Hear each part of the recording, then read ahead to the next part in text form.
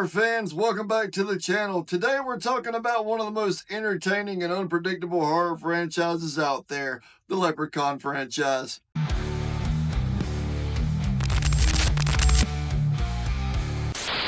That's right, we're talking about the little green menace himself. From humble horror comedy beginnings to Las Vegas to space to the hood, he's been all over the place. Some of these movies are hilarious fun, and well, others should have stayed buried in the pot of cinematic obscurity.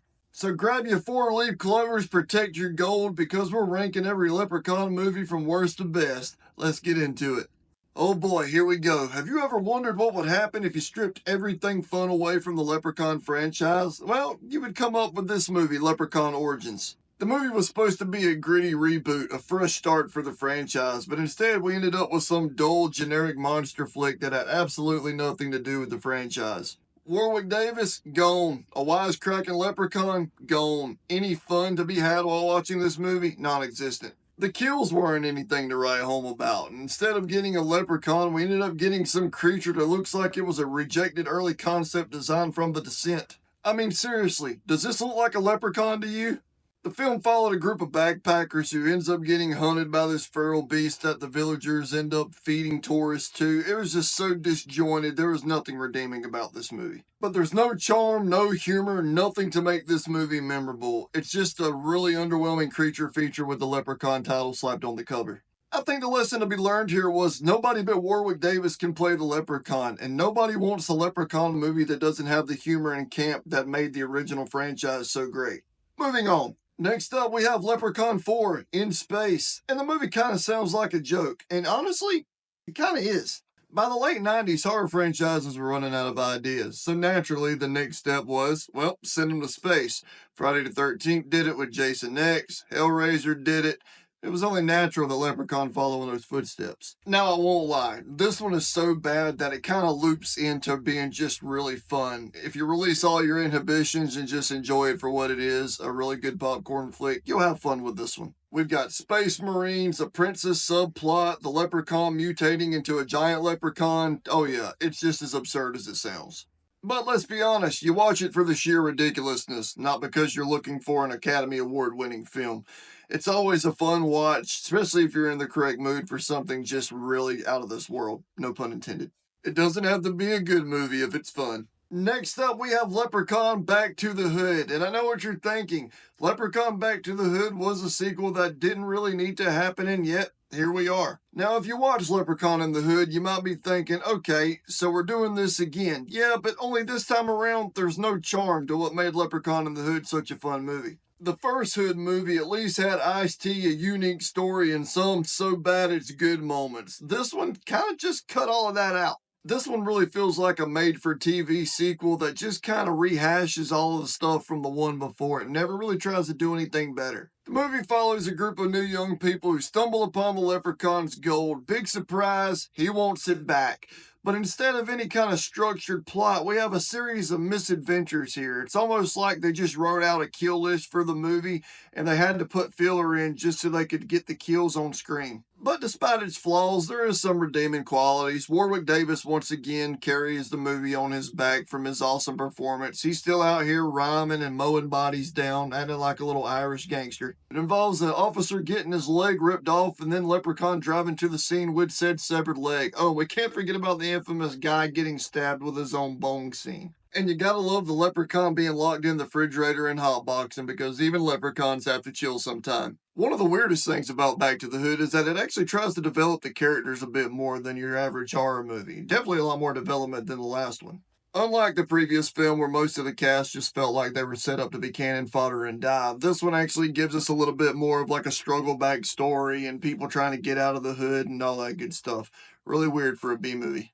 It's not deep character development, but hey, at least they get an A for effort for trying to give something. But let's be real, you're not watching a Leprechaun movie for character development. You're watching it to see Warwick Davis spout out some amazing rhymes and kill everybody in sight that has his gold. And while this sequel does deliver on those fronts, it never manages to achieve the heights of the first Hood movie that came before it. So where does that leave Leprechaun Back to the Hood? Well, it's not the worst in the franchise, but it's definitely not the best. It's watchable if you're a completionist, but it lacks the spark that made the previous entries before it memorable. If you want a Leprechaun movie set in the hood, stick with Leprechaun in the Hood.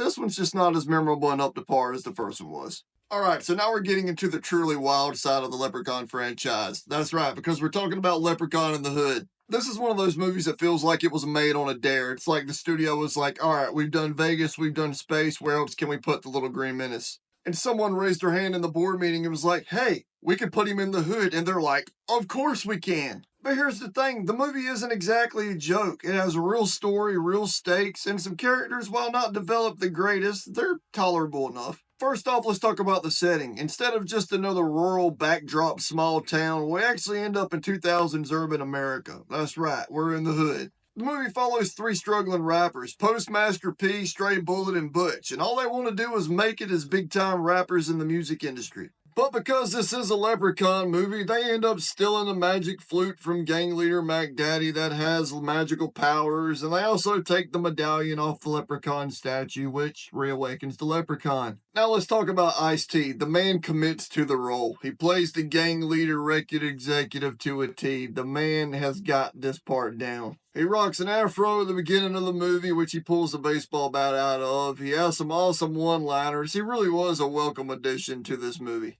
But Ice-T isn't the only one having fun here. Warwick Davis is in full effect as the Leprechaun in this movie. You can tell he's digging the dialogue, he's digging the performances, and he's just having a blast. The way he moves, the way he talks, he's got a little bit of swagger to him this time. Like he's just fully embracing the new lifestyle and the newfound addiction for smoking the devil's lettuce. He even ends up hypnotizing his own zombie fly girls and ends up giving us one of the best rap performances ever caught on film. Okay, that's a little bit much, but it's still fun as hell. And then there's the kills. The film does a really good job here in this territory. Not to mention we've got one of the most insane seduction scenes that we've ever been given in the franchise. Of course, the most memorable thing from the film will always be the Leprechaun rap. It happens as the credits start to roll, and it's the perfect way to end the movie. The director absolutely knew what he was doing. Postmaster P's really the only character that has like major development. He starts out as a guy who really wants to make a difference in the community and make positive music, but by the end of the movie and the choices that he's made, he's completely different. Like I said, not much character development, but it doesn't really matter when it comes to these films. You also see that the Leprechaun doesn't die in this movie. That's right. He's actually got control of Postmaster P, and he is a famous rapper now, but you don't really know to what ends and what means the Leprechaun is using him for. My guess is he's became addicted to the weed and the lifestyle, but, you're not really watching it for the deep themes. If you're here for the crazy kills and a wacky-ass rap scene with a leprechaun, then this movie delivers on those fronts. You can't go wrong with those. So is it good? No. Is it entertaining? Absolutely. And that's really all you need in the Leprechaun franchise. Next up, we have Leprechaun Returns. Now, this is a Leprechaun movie that finally gets it. After the disastrous Leprechaun origins, this one really restored hope to the fans. Leprechaun Returns did what every horror sequel should do, go back to the roots. And that's why, in my opinion, this movie worked a lot better than the other one did. Unlike the weird reboot attempt in 2014, this one serves as a direct sequel to the 1993 film. This movie does acknowledge Jennifer Aniston's character, Tori. Unfortunately, we didn't get to see her back, but they did give us her daughter, and her character is the main lead of the story. Her and her eco-conscious friends are trying to renovate the house from the first film. But wait, did I mention Ozzy's back as well? That's right, I loved him. He was my favorite character from the first movie. And of course, it doesn't take long for the bite-sized terror to come back to life. But wait a minute, Warwick Davis unfortunately did not come back for this film, so we did not get him as the Leprechaun this time around. Lyndon Porco steps into the role this time around, and while he did a phenomenal job, no one will ever replace Warwick Davis. But I will give credit where credit is due. He's menacing, he has some one-liners, he's mischievous, and the comedy is back in the film, and you can't ask for more for a Leprechaun movie. He keeps the one-liners sharp, he keeps the delivery playful, and the acting on a physical level is top tier. He's definitely different, he brings his own spin to it. He's a worthy successor, but he will never be the Leprechaun. Now, what's a Leprechaun movie without some ridiculously over-the-top kills? And let me tell you, Leprechaun Returns does not skimp on the good stuff. If you ever wondered what it would be like for a person to get killed by a solar panel, well, this movie answers your question, and it is my favorite kill of the movie. And speaking of creativity, I don't think I've ever seen anybody impaled with a water sprinkler or been sliced with a drone blade before, so there's definitely points to be given for that. This movie gives us Leprechaun versus technology, and I am honestly here for it. I never thought I'd ever mention Leprechaun and drone in the same sentence, but honestly, I'm not even mad. The biggest win for Leprechaun Returns, it understands what the franchise was supposed to be, and it should have never been deviated from the formula because it worked so well. Unlike Origins, which sucked all the fun out of the franchise and the character, giving us some reject creature, don't even get me started, this one goes back to the perfect balance of horror and comedy. It's funny, it's gory, it fully embraces the mischievous tone of the original franchise that made it so great. The Leprechaun taunts his victims, he plays with them before he kills them, and he's still dropping those nice little rhymes. It's everything fans wanted in a true sequel, and it feels like a grand return to form, minus Warwick Davis, of course.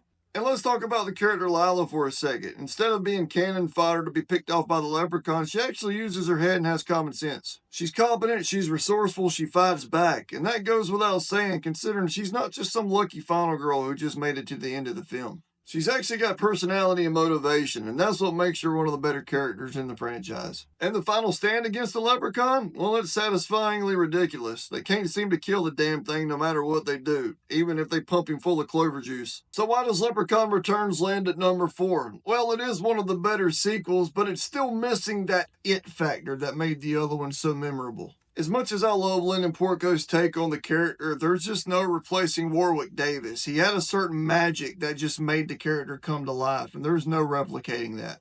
And while the kills are fun, the film does play it a little safe in some areas still. We're missing those absurd over-the-top moments like we've seen in Leprechaun 3 and Leprechaun in the Hood. It's a solid return to form, but not enough to crack the top 3. Still, after that horrible Leprechaun Origins disaster, I'll take this one over that one any day. Alright, we made it to the top 3, and next up, we got Leprechaun 2. Leprechaun 2 is where it really started to embrace the dark fairy tale vibe. And honestly, it works. It's not as goofy as the other movies, it's got a lot more sinister and dark tones this time around. Leprechaun 2 leans a little harder into the horror side while still keeping the over-the-top antics that we love and expect from the Leprechaun. So what's the story this time? Well, unlike the first go-around, he's got a lot more on his mind this time around than just his gold. That's right, Leprechaun wants a bride. And because he's an absolute menace, he plans to kidnap one by forcing her to sneeze 3 times and not allowing anybody to say, "God bless you." Yep, sorry ladies, you sneeze 3 times and nobody blesses you. Sorry, congratulations, you're now married to an Irish murderous goblin. The Leprechaun sets his sight on Bridget, whose boyfriend Cody must find a way to stop the Leprechaun before he makes her his bride. And honestly, I like the addition to the plot here. It makes it a little bit more interesting than just it being about his gold all over again. Though don't get me wrong, he'll kill you over his gold still. He ain't playing. If you thought the Leprechaun was bad in the first movie, he's even more sadistic this go-around. He even takes a gold tooth out of a homeless man's mouth because, well, it's gold. And it wasn't even his gold. He just wanted it. Though don't get me wrong, there still are some comedic moments to the film, but it just really kept it more sinister this time around, and I appreciate that. I really enjoyed the kills in this movie as well, because let's face it, you gotta be really creative, because there's only so many ways a leprechaun could kill somebody. That being said, I would like to touch on a couple of the kills that I really like, starting with the espresso death. We have Mad TV legend Michael McDonald playing the coffee barista that happens to just fall victim to the leprechaun after he makes fun of him, and the leprechaun thinks he's trying to steal his gold as well. With a brisk stab in the hand and the espresso tubes turned towards his face, it makes for a very steamy situation. And of course, we have to talk about Morty's death because nothing screams greed more than choking to death on gold coins. That's right, children. Greed to kill you. I mean, Morty was greedy. The whole movie he's greedy. The leprechaun killed him with his own greed. That's the kind of humor that makes the movie great. Leprechaun 2 also gives us a much more interesting setting than the first one. Instead of being in a farmhouse, this one takes place in Los Angeles, and the leprechaun is running amok. We've got a creepy, magical leprechaun lair. We have a haunted tour that has got some really funny parts featuring Clint Howard. This movie definitely leans into its absurdity, but it still does a good job of maintaining the horror elements. So why does Leprechaun 2 rank so high? Well, it's one of the best movies at depicting a dark leprechaun. It's the last time he was genuinely scary before the balance of horror and comedy really shifted more into comedy. The kills are brutal, the atmosphere is eerie, and it's Warwick Davis at his most menacing performance as the Leprechaun yet. It's also the only Leprechaun movie where you actually feel like he could possibly win this time around, and I have a lot of respect for that. But as great as Leprechaun 2 is, there's still one that does it better. And that leads me to number 2, which is the original Leprechaun. Now hold up. I know what you're thinking. Why would I not put Leprechaun 1 at number 1? Well, we'll get to that. The original Leprechaun was a perfect mix of horror, camp, and just outright entertainment. It set up the story really well. We had Dan O'Grady returning from Ireland at the beginning of the film. He had captured a leprechaun while he was in Ireland and forced him to show him where he hid his gold. Big mistake, because you don't take a leprechaun's gold. Mr. O'Grady managed to get him into a crate and put a 4-leaf clover on the top and pour gasoline on him, but he never managed to light the match because he had a stroke. Whether it be to old age or the leprechaun's magic. I like to think it was the magic. Or a little bit of both. Fast forward 10 years later, we saw a new family show up to fix the house up, and a very young Jennifer Aniston in her very first movie role. Of course, it doesn't take long for the leprechaun to be freed by simple-minded Ozzy after him being convinced that there was a kid trapped in the crate.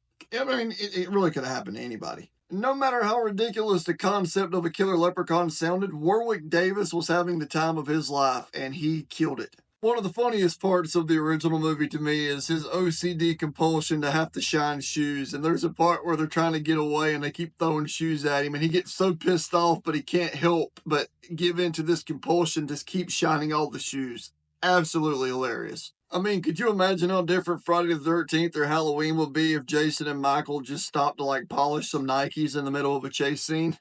The kills in Leprechaun are equal parts funny and gory, but it's not really over the top. We didn't really get into the more severe killings until the later movies. I mean, there's no doubt that the pogo stick kill was definitely the most memorable kill from the movie, because who would have ever created a kill scene with a pogo stick? Well, Leprechaun did it. He's also a biter in this movie as well, but the funniest part of the whole movie has to be the go-kart scene where he gets pulled over by the cop. What sets this one apart from the later films? Well, the tone is perfect. You have humor and horror balanced perfectly. Is it silly in some spots? Of course, but there are some genuine moments that are really intense in the film as well. The leprechaun isn't just a joke in this movie. He's a threat as well. He toys with his victims before he kills them. And I mean, there's nothing more terrifying than that. I get it. I know this movie's ridiculous, but let's be real. That's why we love it. You have a simple but fun story. Warwick Davis giving an awesome performance. You have creative kills. You have Jennifer Aniston's first movie role, which she refused to talk about for a number of years. And while the later sequels might have gone off the rails, this one was the first to do it. And I love this movie very much, but it's still not number 1 for me. Put your pitchforks and torches down. And that leads us into my favorite Leprechaun movie of the franchise, and number 1 in my heart, Leprechaun 3. Leprechaun 3 was where the film crew finally said, let's go full B-movie madness, and it was probably the best decision that they could have made. This movie really stepped into the ridiculousness of the series. The kills were over the top, campy, the performances were hilarious. It had everything you could want in a Leprechaun film. This was some of my favorite dialogue from all of the Leprechaun movies in this film. Warwick Davis was in rare form, and it will forever be my favorite Leprechaun film. Not to mention, we got some more addition to the Leprechaun mythology that if you got a piece of his gold, it would grant you a wish. And one of my favorite things about Leprechaun 3 was the fact that it was set in Las Vegas, which is the best environment for a leprechaun who is consumed with greed to be in. This had some of the most creative kills of the franchise, and they were also some of the most hilarious kills of the franchise to boot. Not to mention, this was almost a movie where we got to see Leprechaun versus Leprechaun as the main character Scott was transforming after he got leprechaun blood in his wound. He's got exploding boobs and butts. It's got a magician being sawed in half. It's got a guy being electrocuted by some weird animatronic sex doll gone wrong that the leprechaun created. It's hilarious. And I'm still bummed about the Leprechaun versus Leprechaun showdown not happening. I really thought Scott was going to make the full-blown transformation and they were going to fight over the gold. Would have been hilarious. So why did I put Leprechaun 3 at number 1? Because it's the most fun that you could have in this franchise. It's the funnest movie out of every single one of them, and it's just downright hilarious. The Vegas setting is perfect. It doesn't take itself too seriously. It plays everything on the nose. I adore this film. Not to mention, it was the last time the franchise felt purely fun before things just got downright out of hand and ridiculous. I mean, come on, you're talking about a movie where a guy gets bitten by a leprechaun, some of the leprechaun's blood gets in his bite wound, and he starts transforming into a leprechaun. I'm here for the commitment to the nonsense. And that's it, my official ranking of the Leprechaun franchise. But do you agree? Which one's your favorite? Let me know in the comments, and don't forget to hit that subscribe button for more deep dives on horror content. Y'all have a good one, and I'll see you in the next one.